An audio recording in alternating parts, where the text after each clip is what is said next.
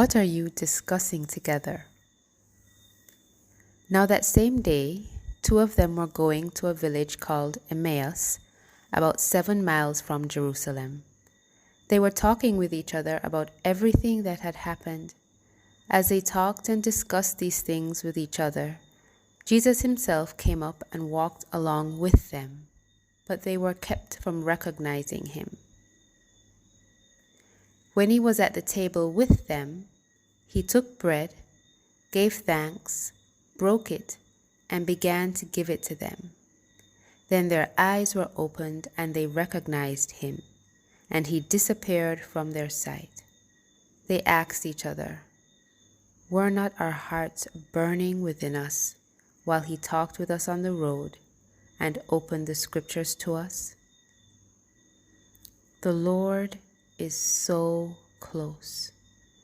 When you gather together and talk about him, about all the things happening in your city, your country, when you talk about your hopes for your life, your family, your nation, the world, when you're talking with a friend about how you were almost sure about this wonderful thing happening, and then it didn't, like you were on the cusp of a great something, you fill in the blank, and it slipped away.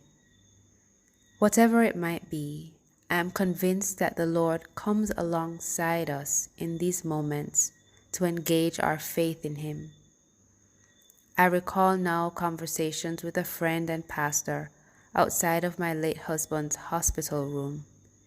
We wrestled with so much over those days, and I know the Lord was with us then.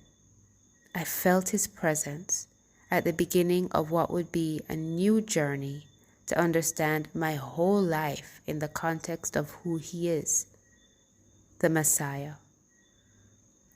My encouragement today is not only to recognize and acknowledge that the Lord is in the midst of your conversations and even private reflections, but that you strongly urge him to stay with you, talk with you, open your eyes to see in a new way what you thought you knew. How we need him, and how we need a fresh revelation of what he has done for us from the beginning. Ask, urge. The Lord wants to break bread with us and give us what our hearts yearn for, understanding that it's not over. It's not all lost, even in the face of death, because he is risen. He is risen indeed. This is not just for Easter, but for every day of our lives and for all that's happening in our world. Amen.